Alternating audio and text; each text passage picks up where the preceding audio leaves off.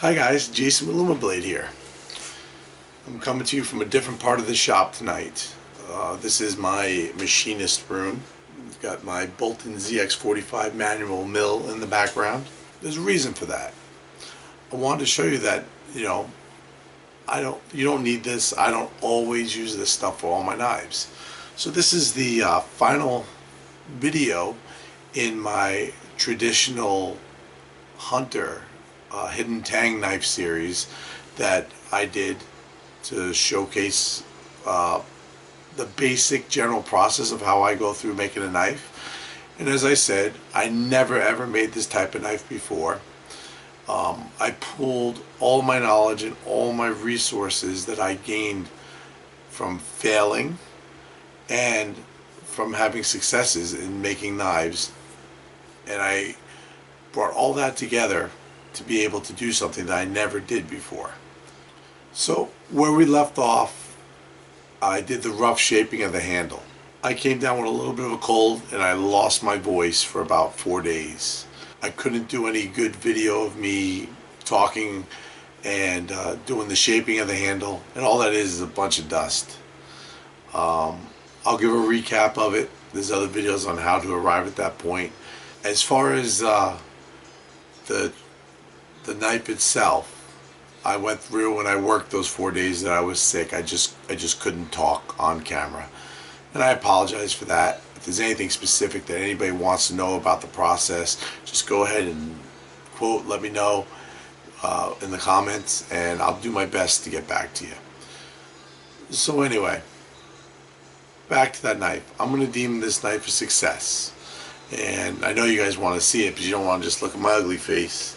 So I'll do a better showcase of it, but just to show it to you, all done. This is the knife right here. It's got the acid washed, like I showed how to do that. The bolster attached. The cocoa bowl handles finished. I went with a longer handle here because I like that purchase. Traditional shape. It's a pretty knife. It's a nice looking knife. And I had to get this video done because unfortunately this knife is going out the door. It's sold. Somebody saw it and they wanted it. They wanted it bad. So I was debating keeping it because I was like, this is the first one I ever did. I don't want to just do these knives, but hey, in the end of the day, I want this to be a business and I want to appeal to everybody that I can. I don't want to be locked into a certain style, which is why I did it. So anyway, on to the Hidden Tang style and my thoughts. It's a beautiful knife. It's a nice knife. I don't think just on my own spur of the moment again that I'm going to do another one of these. It's a lot of work. It's a lot of work. I don't mind the work, but I look at it as benefit versus reward.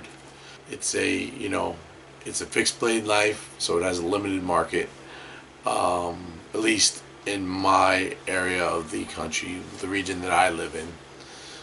People don't walk around with fixed blades hanging off their belts, but with the help of YouTube and the internet, I may reach somebody in another place that loves these.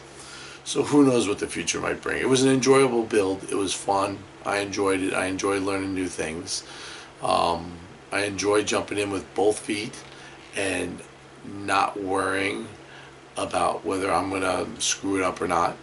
I mean, you saw it raw from when I started to when I finished. Less the design phase, which was just me sketching on a piece of paper for this one. And you can make a basic blade shape look nice. What really inspired this knife for me was I was hanging out with don't want to call him an old timer because he may watch this video, and I'm not calling you old if you're watching. A guy that's been around, that knows knives, that knows firearms, knows everything, and he's really into these knives. I've heat treated a few for him and everything like that, and got my interest going. So I went ahead and went after one. He gave me some pointers. He's a beginning knife maker. He gave me some pointers on what he did, and that was part of my inspiration. The other part of my inspiration was the materials. I came across a ton of 1/4 inch copper, solid copper plates, and I was looking for places to use it. Over 100 pounds of it. I mean, you're not going to use over 100 pounds on these little bolsters, but you know, I'm trying to incorporate it. I'm going to do backspacers on my folders with it. I'm going to do a lot of different things with that copper. So I just think copper is cool. I was going to make a sheath, leather sheath first too, but this thing's, it's going out the door. I showed the guy the sheets that I have in stock that are pre-made that I buy. It's just a leather sheath that it's in, and he's fine with it, and that's what he wants. So that's what's happened with that, and I want to thank you guys for watching. Hopefully some of it helps you guys. Hopefully you get inspired to make a knife, because you can do it. It's no big deal. So I'll go on to a showcase of this particular knife. It's not going to be that detailed. It's going to be a close-up of it out of the sheath and with a nice contrasting background so you can pick up some of the details of it.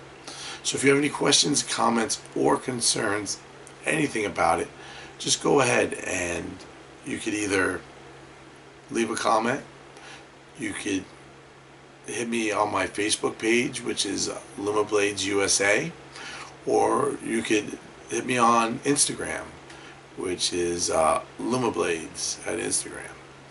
So my voice is going to get better, and I'll sound normal again at some point. Alright guys.